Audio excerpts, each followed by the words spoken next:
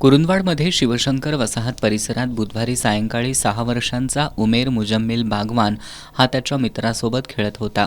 याचवेळी एका भटक्या कुत्र्यानं त्याच्यावर हल्ला केला. या हल्ल्यात कुत्र्यानं उमेरच्या गालाचा चावा घेतल्यानं तो गंभीर जखमी झालाय. सध्या खासगी रुग्णालयात उमेरवर उपचार सुरू आहेत. उमेरवरील शस्त्रक्रिया आणि उपचारांसाठी सुमारे 2 लाख रुपयांचा खर्च येणार आहे. उमेरचे वडील हयात नाहीत. त्याची आर्थिक स्थिती बेताची आहे.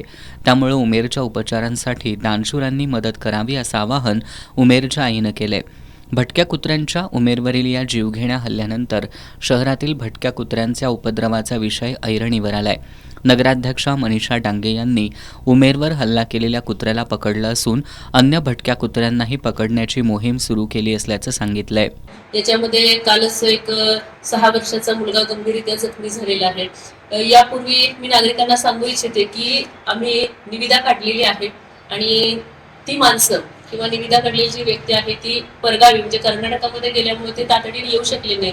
पण आमच्या नगरपालिकेच्या आरोग्य विभागातील कर्मचाऱ्यांना मी तातडीनं त्या कुत्र्याला पकडण्याचं काम सांगितलेलं होतं. ते कुत्रा आता आपण पकडलेलं आहे. त्याचबरोबर इतर जी भटकी कुत्रे आहेत गावातील त्यांनाही पकडण्याची मोहीम सध्या सुरू आहे. नगराध्यक्षांनी भटकी कुत्री पकडण्याची मोहीम सुरू केली असल्याचं सांगितलं असलं तरी कुरुंदवाड वासियांमध्ये भटक्या कुत्र्यांच्या उपद्रवाबद्दल भीतीचं वातावरण आहे.